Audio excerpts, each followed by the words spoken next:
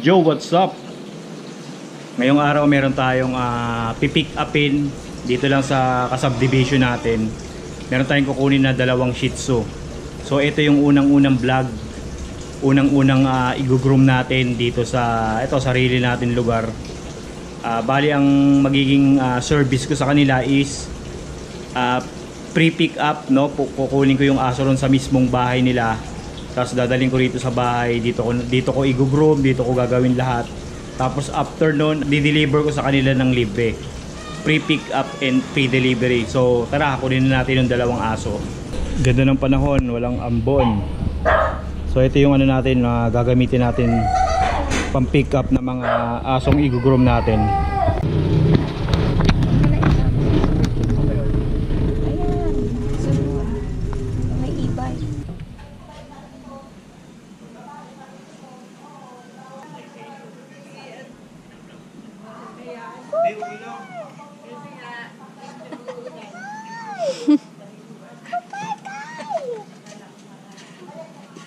Sky and Cooper. Cooper. Ito yung groom natin dalawa.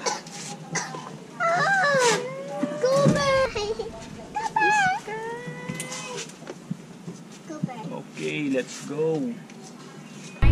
Ayun, na-pick up na natin yung dalawang Shih Tzu dito sa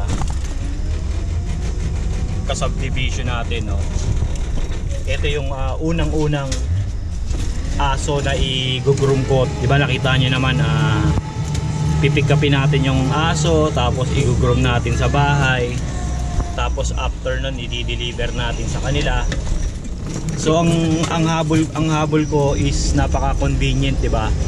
Hindi na yung ikaw pa mismo pupunta ron sa grooming, diba? Minsan maghihintay ka na matagal, nakatunganga ka lang doon, hihintay mo matapos, minsan maraming client. So yun yung isa na nakita kong magandang paraan about dito sa style ko dito sa grooming ko. Pipick upin ko yung aso, pre-pick up, pre-deliver. Hihintayin nyo na lang na i-deliver ko sa bahay nyo yung aso nyo, di ba? Siyempre bago ko kunin, tatanong natin kung ano yung mga ipapagawa. Sa ambercut, iiwan yung sa tenga, sa buntot, di ba? Malapit na tayo sa bahay, i-groom na natin sila.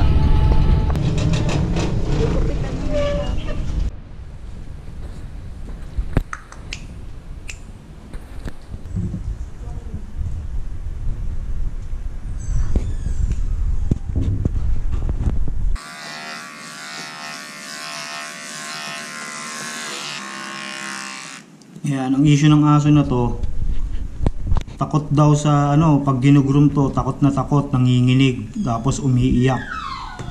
Pero kita nyo naman nung dinala rito sa akin, sinend namin yung video sa may-ari, nagulat, ang bite-bite daw. Sabi ko depende rin kasi sa groomer yan. Minsan may mga aso na naaamoy nila, or pag tinitignan nila yung groomer, natatakot sila.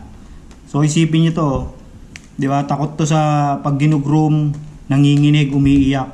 Pero nakita nyo lang ang sarap ng higa niya. O, di ba? Nakapag-confirm sa Nika.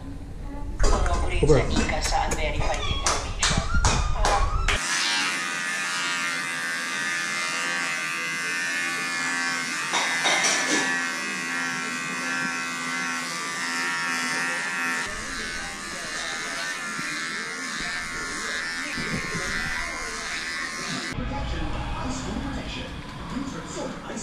Ako, di ko sa childhood ko kung walang Pojibar na may layos, pinalagay, tapos pinakupal sa truck. Pojibar! Ako, di kompleto childhood ko kung walang Pojibar. Immunity gap na yan. Help stop immunity gap ng isipin. Ituloy lang sa Plus Tulong. Kasi my friends need me at the fundraising section for our store. Okay po, I'll try. Okay. Ayan, di-deliver na natin yung Shih Tzu na ginroom natin dito.